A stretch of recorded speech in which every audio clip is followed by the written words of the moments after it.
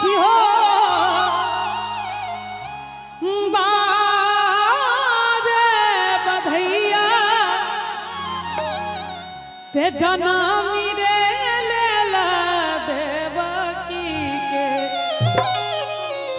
ताली बजेबे सब गोटे कि नहीं बजेबे?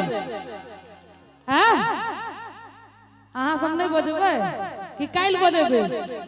आइए बजेबे ना। एक बार दोनों हाथ उठाबियो तो सब गोटे ताल पर ताली बजेबे, ठीक है? कनी चाची अहूँ सब उठा दियो।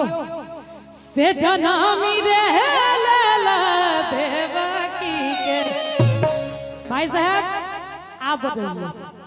आठ में होला से जनमी रे लेला देवकी के। आठ में होला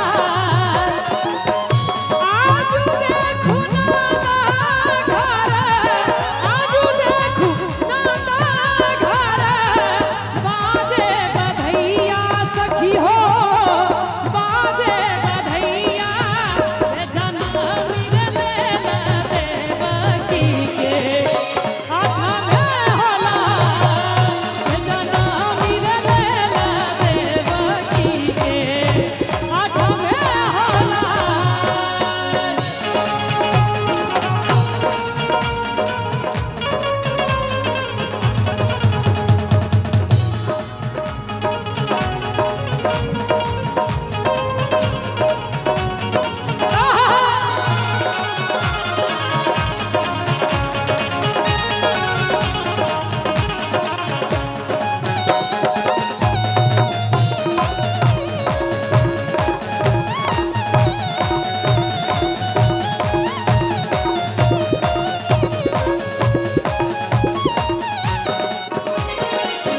खूजी गेलै आठो फाटा, खूजी गेलै आठो फाटा, खुजलै बंधनवा सखी हो खुजलै बंधनवा से खूजी रे गेलै देवकी के।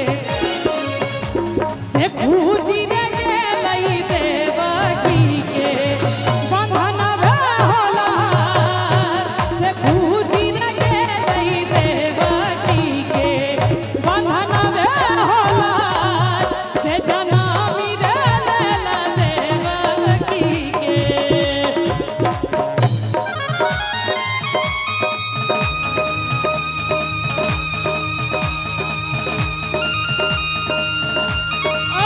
बहुत बढ़िया।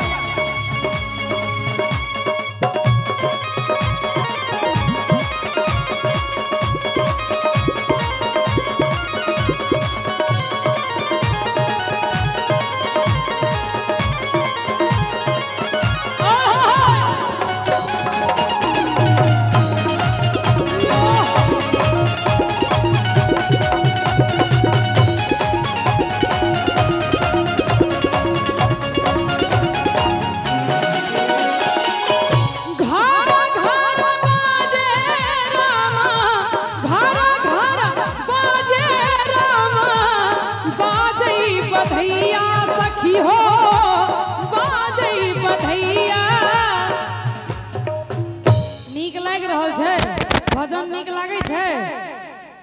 हैं लागै छै ना कि घर घर बाजे रामा, अरे बाजे बधैया सखी हो बाजे बधैया से बाजी रे गेलै नंदा घर, से बाजी रे गेलै नंदा घर। आ जतऽ तक हमर आवाज जाइए जे ताली नहीं बजेथिन तिनकी सातो विद्यानाश। आज नहीं पढ़े लिखे छी ओकर तो कोनो बात नहीं की। से बाजी रे गेलै नंदा घर। आब हम देखब जे कते गोटे पढ़े लिखे छी और पढ़ल लिखल छी। से बाजी रे गेलै नंदा घर बधैया होला। से बाजी रे गेलै नंदा घर बधैया होला। आजू देखू